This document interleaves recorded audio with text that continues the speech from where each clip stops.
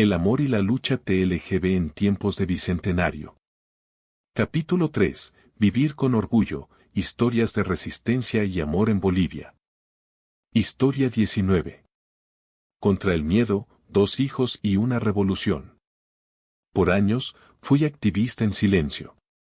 Mientras marchaba, organizaba reuniones y hablaba en nombre de muchos, yo mismo seguía atrapado en el closet.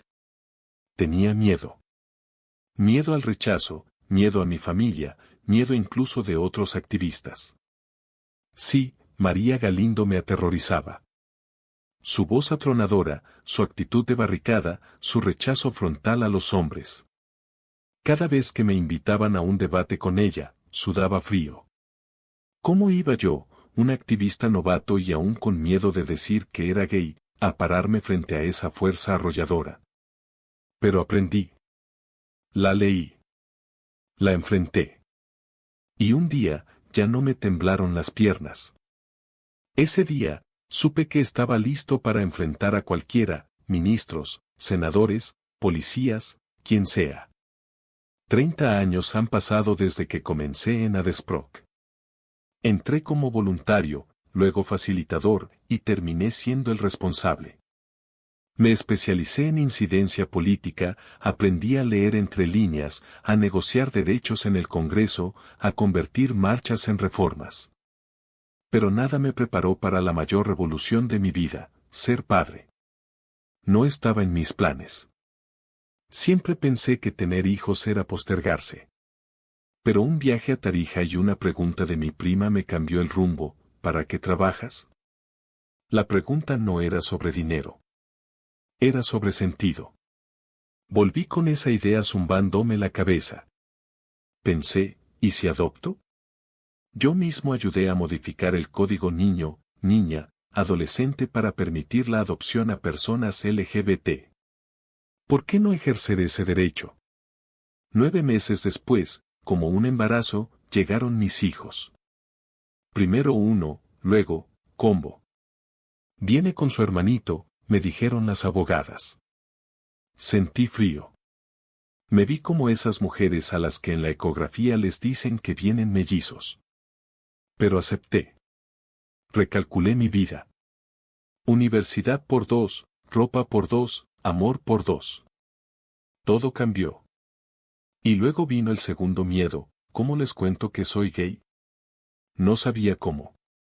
En la guardería, las mamás me coqueteaban, me llevaban humintas, y yo con un aro falso para simular que estaba casado. Mi amiga me lo obligó a comprar, urgente, un anillo. No era por vergüenza. Era por temor a cómo eso afectaría a mis hijos. ¿Cómo iban a reaccionar los demás niños? ¿Los profesores? ¿Ellos mismos? Al final, lo hice como hice todo en mi vida, de frente. Les hablé. Les expliqué. Les dije que quizá algún día les traería otro papá, no una mamá. Y ellos, lo asumieron como si siempre lo hubieran sabido. El menor es un diablillo, me controla, me interroga, me cela. El mayor es más reservado, independiente, Google es su mejor amigo. Hoy tienen 18 y 14. Yo tengo más canas que nunca, pero también más razones para vivir. ¿Y saben qué? A veces me llaman del Cedejes. Me dicen que hay una niña de 13 que necesita familia. Me tientan. Pero ya tengo 2, y con esos 2 ya estoy loco. Esta es mi vida. Una vida de lucha, miedo, amor, decisiones difíciles y muchas alegrías. No soy un héroe. Soy Alberto Moscoso. Un hombre gay, activista, padre soltero. Y en cada paso, cada palabra, cada abrazo de mis hijos, sé que elegí el camino correcto. Historia 20. Antonella, vivir, resistir, ser. Desde que tiene memoria, Antonella Navia supo que era una niña. No lo decía, porque no sabía cómo decirlo. En su niñez no existía la palabra trans, ni siquiera se hablaba de diversidad sexual. Primero pensé que era gay, después que tal vez travesti, Pero ninguna de esas palabras era la correcta, recuerda. Lo suyo era otra cosa, una certeza interior sin nombre, una identidad sin permiso, que fue creciendo con ella y pidiendo espacio en su vida. Pero la sociedad y la religión la empujaron al silencio. Creció con culpa. Con miedo. Con ese peso que viene de pensar que se es un error ante los ojos de los demás, y peor aún, ante los ojos de Dios. Sentía que no merecía la vida, dice, y sus palabras todavía arrastran ese eco de dolor. La adolescencia fue una lucha interna, querer ser, pero no poder por temor a decepcionar a su familia, a su madre, a su padre, a todos. La vida siguió su curso, terminó el colegio, fue al cuartel, al Grupo Ero 72, estudió medicina en la Universidad Mayor de San Andrés. Fue entonces, entre libros y guardapolvos, que comenzó su transición física. Empezó a aceptarse, al fin. Empezó a vivir. Dejó poco a poco de disfrazarse de hombre para poder existir como mujer. El regreso a su pueblo fue otro desafío. Con cabello largo, lentamente fue recuperando su espacio. No fue fácil, pero fue firme. Empezó a hablar, a explicar, a nombrarse. Me llamo así ahora, decía. La vida es única. Y la gente, poco a poco, empezó a entender. En 2020, en plena pandemia, su madre ya era mayor y necesitaba cumplir con las costumbres de la comunidad. Antonella dio un paso adelante, se presentó y fue elegida presidenta de su zona. Desde entonces, participa en las autoridades originarias, vistiendo con orgullo el ponchó y el sombrero. Como lo hacen muchas otras mujeres. Fue la menor de 9 hermanos, aunque 3 murieron. Aprendió a ser independiente desde pequeña. A los 6 años ya cocinaba, lavaba mi ropa, pastoreaba vacas, cuenta. No era una niña afeminada, dice. Jugaba a la lucha libre, era arquera en el fútbol, fabricaba autitos de madera. Su niñez, a pesar de las preguntas sin respuestas, fue feliz. No hubo rechazo, al menos no entonces. La universidad fue distinta. La aceptación interior chocaba con el temor al mundo. Se aisló, evitaba hacer amigos por miedo a que la descubrieran. Ocultaba su cuerpo con ropa ancha, evitaba los grupos. Fue una época de soledad, de tristeza profunda, incluso de intentos de suicidio. Pero también fue una etapa de aprendizaje, de formación. Fue excelente estudiante, terminó con altas calificaciones. El internado fue especialmente significativo, se fue a Cobija, a un pueblo en la frontera con Perú, donde no había ni luz, ni agua, ni cama. Dormía en cartones, se bañaba con agua del río. Sufrí, pero lo recuerdo con cariño, dice.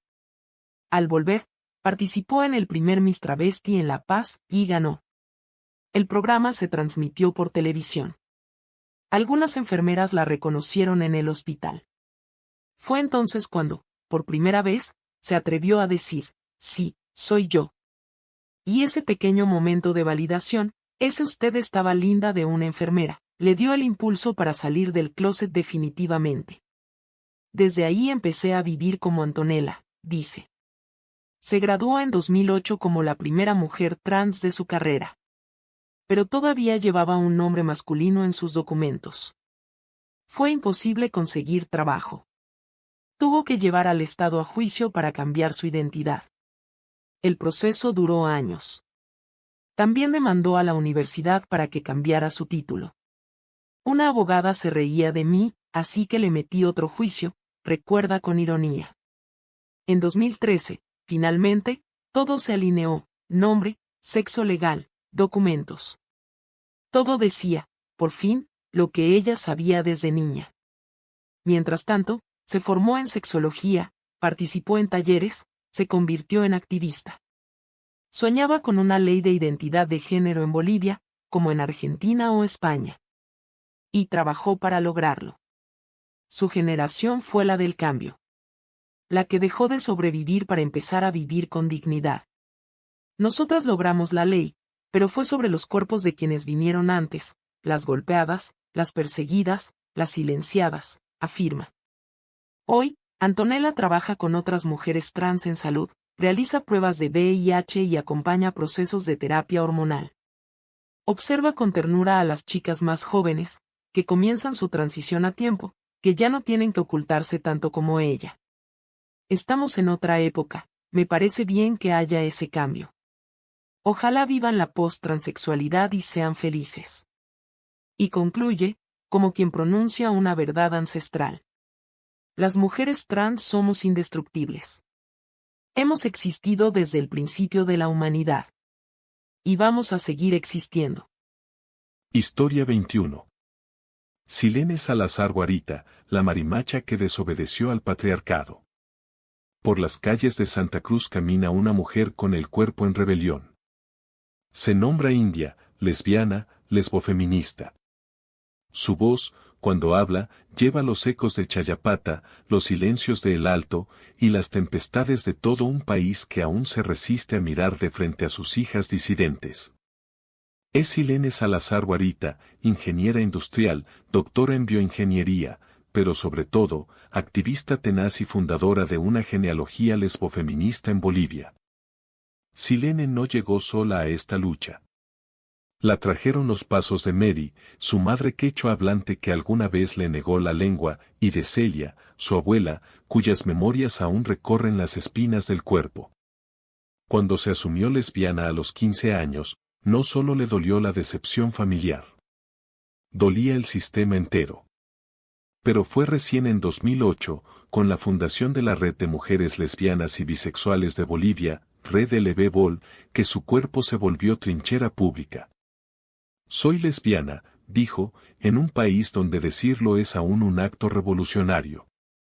El activismo de Silene tiene memoria. Tiene cuerpo. Tiene calle. Y tiene teoría. A lo largo de más de 16 años ha caminado junto a otras mujeres en la escritura colectiva de libros, investigaciones y escuelas. Es una de las voces que hiló el libro Diarios de la Discriminación y que pensó junto a otras La Rajadura, antología poética que es testimonio del deseo y el dolor lésbico. Ha coordinado diagnósticos, tejido redes con otras lesbianas en Latinoamérica y el Caribe y construido escuelas lesbofeministas que enseñan a resistir y sanar desde la rabia, pero también desde el amor entre mujeres. Su andar, sin embargo, ha sido cuesta arriba. En un movimiento LGBT y históricamente liderado por hombres gays, Silene y sus compañeras irrumpieron con la urgencia de construir liderazgos de mujeres. Nos preguntaban quiénes nos creíamos para hablar de machismo entre los nuestros, recuerda.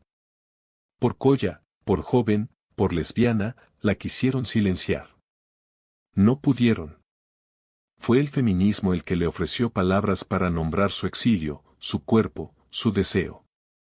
Y fue Estados Unidos el lugar donde descubrió otra etiqueta que nunca había pedido, latina. Fue ahí donde comprendió que ser lesbiana no era solo una identidad sexual, sino también una categoría política, una forma de subvertir el orden heterosexual, racista y clasista del mundo.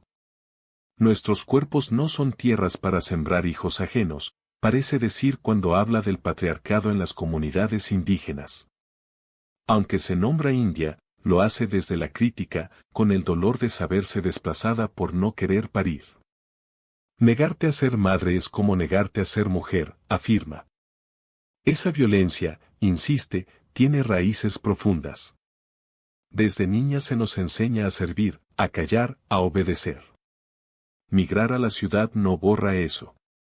Está en la memoria de nuestras madres y abuelas. A veces se le quiebra la voz.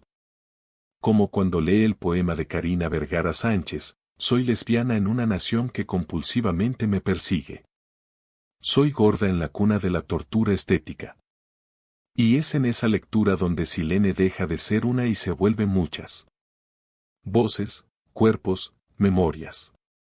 Mujeres que caminan juntas, aunque el mundo no las vea. En la red LB-BOL, Silene ha encontrado otras que también se nombran indígenas, lesbianas, disidentes. No somos excepciones, dice. Solo que a veces nos toca ser las primeras en decirlo en voz alta. Ya no esperan aprobación de los varones del movimiento. Tampoco piden permiso para ocupar la palabra. La lucha, insiste, no es educar a los que niegan el racismo o el clasismo en el activismo. Es tejer entre mujeres otras formas de vida, de comunidad, de amor. Silene camina con paso firme. India, lesbiana, feminista.